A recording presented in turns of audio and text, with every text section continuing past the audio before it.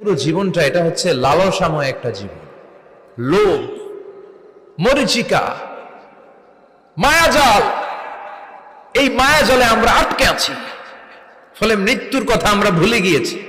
পাগলের মতো ছুটছি, আরো টাকা লাগবে, আরো খ্যাতি লাগবে, আরো যশ লাগবে, আরো দাপট লাগবে। আমার এত টাকা দিয়ে কি হবে? এত সম্পদ দিয়ে কি হবে? এত ব্যস্ততা দিয়ে কি হবে তোমার? স্টপ, থামুন, অনেক হয়েছে। আন্না, থামুন, take a rest, take a breath and think about death. Think that you have to go back to your Lord. একটু বসেন না, একটু ভাবেন যে আমাকে চলে যেতে হবে, চলে যেতে হবে। এই কোলাহল, এই ব্যস্ততা, এগুলো থাকবে, থাকবো না আমি। সাইয়েদনা ওমর ফারুক বলেছেন, মুতু ক্বাবলা আন তামুতু, মরার আগে একবার মরো। হাসিবু ক্বাবলা আন তুহাসাবু আলাইকুম, তোমার হিসাব নেওয়ার আগে তুমি একবার নিজের হিসাবটা করো না। কাগজ বের করে একটু লিখো না কি কি ভালো কাজ করছিলা, যেগুলো দিয়ে নাজাতের ওসিলা হতে পারে। 1 2 3, আর কি কি আকাম কুকাম করছো দেখো না, লিখে দেখো তোমার অবস্থাটা কি। মরার আগে একবার মরো। মরার আগে খাটের মধ্যে শুয়ে শটান করে চোখ বন্ধ করে একবার মরার ভান করে দেখেন কেমন লাগে। চোখটা বন্ধ করেন আর ভাবেন আপনি নাই, কি কি হতে পারে ভাবেন। আপনার ছেলেমেয়েরা কান্না জুড়ে দিবে, আপনার প্রাণের স্ত্রী বিলাপ শুরু করে দিবে, বন্ধু বান্ধবের চিৎকার আর মাতম, স্থানীয় এলাকার মসজিদে ঘোষণা, অমুক এলাকার নিবাসী অমুক ভাই অমুকের ছেলে অমুক দুনিয়ায় নাই। সব আত্মীয়রা চলে আসবে, ফেসবুকে স্ট্যাটাস দেয়া হবে, সবাই সবাইকে জানাবে বিকাল 4টায় অমুক হাই স্কুল ময়দানে আপনার জানাজা। ছুটে আসবে, সবাই ছুটে আসবে আপনাকে শেষ বিদায় দিতে, গুড বাই জানানোর জন্য, আল ওয়াদা, বিদায় জানাতে আসবে সবাই। 4 তাকবীর দিয়ে আপনার জানাজা হবে, অশ্রুসিক্ত জানাজায় আপনার বিদায় হবে। কাঠের খাটিয়ার মধ্যে করে কাঁধে তুলে আপনারে কবরে নেওয়া হবে। আগে থেকে খুঁড়ে রাখা কবরটার মধ্যে আপনারে বিছিয়ে দেয়া হবে। বাঁশের কচি দিয়ে তার উপরে মাটির চাপা দিয়ে সব চলে যাবে। ভাবেন না একবার চোখ বন্ধ করে, this is the circle of life, this is the nature of life. এটা সবার হবে, আমার হবে, আপনার হবে। এত মায়া, এত ভালোবাসা কই যাবে? কেউ থাকবে না, সবাই আপনার অন্ধকার কবরে রেখে দিয়ে চলে আসবে। উপরে বাঁশের কঞ্চি, তার উপরে মাটির চাপা, অন্ধকার আর অন্ধকার। এই অন্ধকার যেন শেষ হতে চায় না, শুধুই অন্ধকার, ঠিক কিনা? এজন্য আমাদের চলে যেতে হবে। দাদা গেল, চাচা গেল, মামা গেল, আমাদেরকেও যেতে হবে, জোরে কোন ঠিক কিনা?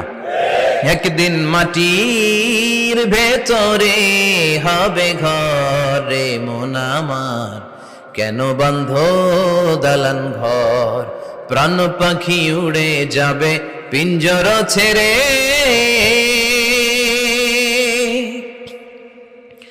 ধরা ধামে সবই রবে, তুমি যাবে চলে। বন্ধু বান্ধব যত, মাতা পিতা যারা সুত, সবই হবে তোমার পরে।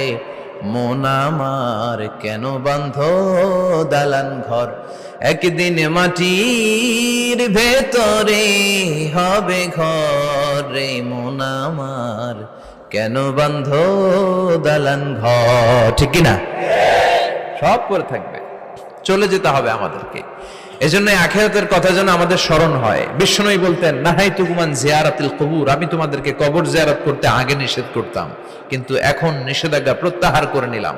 এখন সব সময় তোমরা কবরের সামনে যাবা আর জিয়ারত করবা। কবরস্থানে জানতো বড়ুয়া কৃষ্ণপুরের এই গ্রামের কবরস্থান আছে কোন দিকে? পূর্ব দিকে আছে, গোখরার জলের ওদিকে। যান আপনারা, একটু যাবেন, একটু গেলে আখিরাতের কথাটা স্মরণ হবে।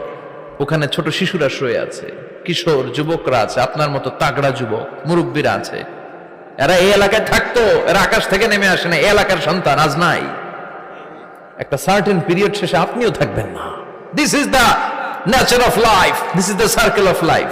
ছোট্ট শিশু হয়ে এসেছিলেন, শৈশব, কৈশোর, যৌবন, প্রৌঢ়ত্ব। আগে ছিলেন সিঙ্গেল, বিয়ে করে হয়ে গেলেন ডবল।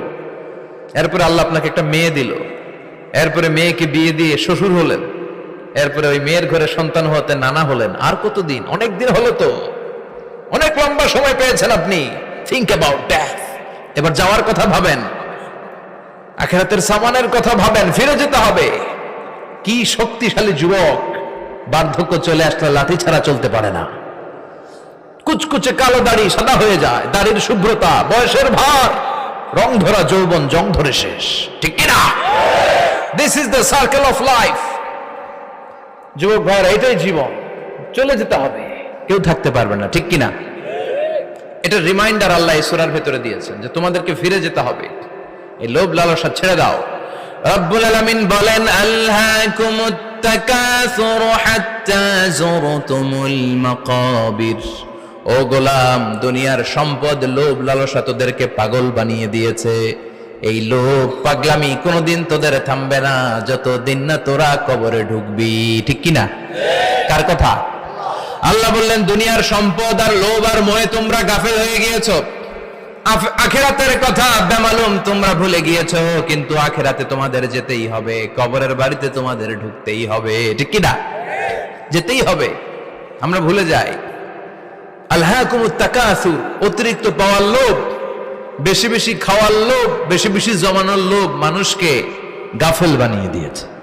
এটা মানুষের স্বভাব, আরো চাই আরো চাই, এই স্বভাবটা আছে না নাই? দেখবেন ছোট বাচ্চারা মসজিদের দোয়া অনুষ্ঠান শেষে জিলাপি দেয় না?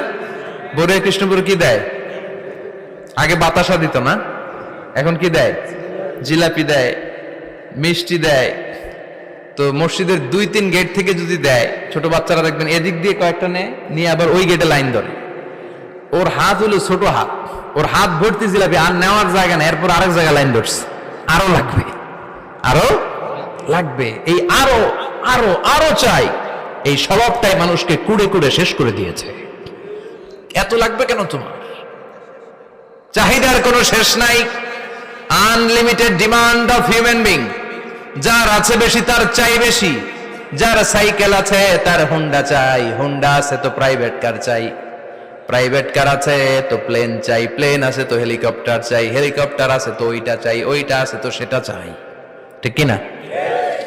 এলাকার মেম্বার যে হয়েছে চেয়ারম্যান হতে চায়, আছে না নাই? চেয়ারম্যান সাহেব এমপি হতে চায়, আছে না নাই? এমপি সাহেব মন্ত্রী হতে চায়, আছে না নাই? মন্ত্রী সাহেব প্রধানমন্ত্রী হতে চায়, আছে না নাই? কিন্তু এই দেশে সুযোগ নাই, কথা কন।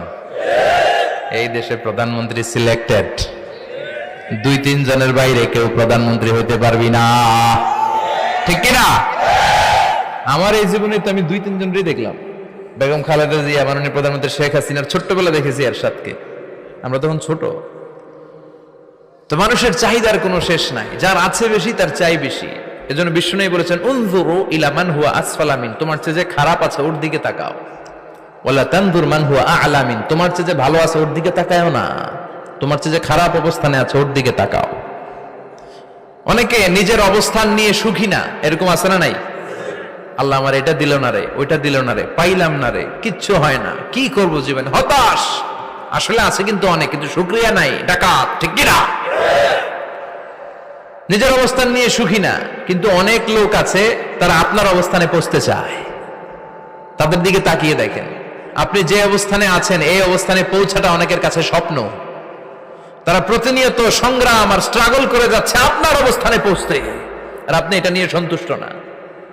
শেখ সাদির নাম শুনেছেন? বালাগাল উলা কাশাফাত দুজা, এই কবিতাটার রচয়িতা ইরানের বিখ্যাত এক কবি।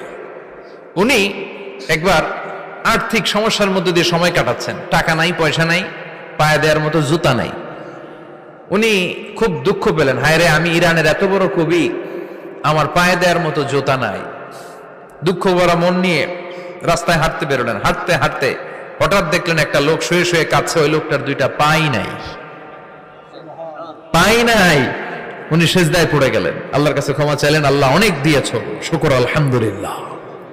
এজন্য যেই পরিস্থিতিতেই থাকি না কেন আমরা কি পড়বো? জোরে বলেন, কি পড়বো? এজন্য কানাতু মিনাল ইসলাম, অল্পে তুষ্ট থাকার নাম হলো ইসলাম। সম্পদ লাগবে কিন্তু সম্পদের পাহাড় লাগবে না, ঠিক কিনা? অল্প খান, অল্প পড়েন, অল্প জামান, অল্পের ভেতরে বরকত ঢুকায়া দিছে কে? দেখবেন যাদের সম্পদ অল্প তারা সুখী বেশি। জরিপে এটা দেখা গিয়েছে, অনেক সার্ভেতে এটা এসেছে, যারা সম্পদশালী এরা দুঃখী বেশি। এদের দুঃখ বেশি, টেনশন বেশি, খুব স্বাভাবিক। টাকা যার বেশি, রোগ তার বেশি। টাকা যার বেশি, টেনশন তার বেশি। টাকা যার বেশি, ঘরে শান্তি তার কম। আছে না নাই?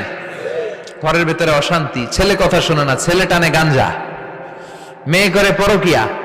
আছে না নাই?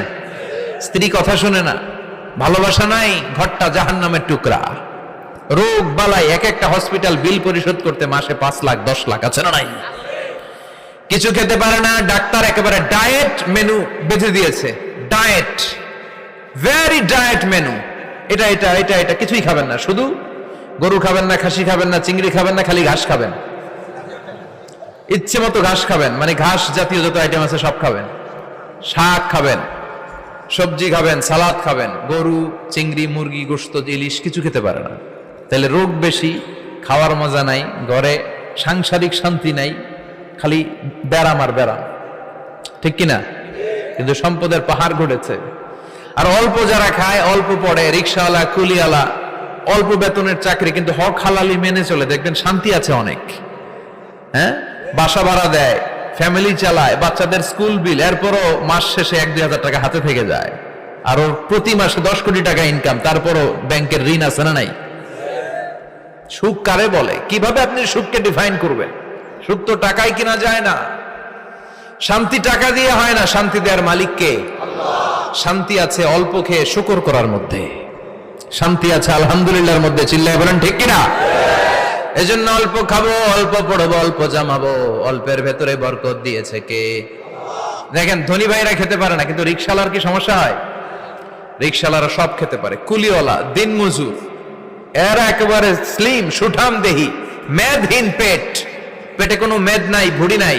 আর কোটিপতিদের মেদ আছে না নাই? এত বড় বড় পেট। ঠিক কিনা? আমাদেরও পেট আছে, তবে হালাল পেট। এটা হারাম টাকা দিয়ে এই ভুড়ি বানাই নাই আমরা। চিল্লায় বলেন ঠিক কিনা? রিক্সাওয়ালা, কুলিওয়ালা নিজেও নামাজ পড়ে, বউ নামাজ পড়ে, বাচ্চাটাও নামাজ পড়ে, রিক্সা চালায় আর জিকির করে লা ইলাহা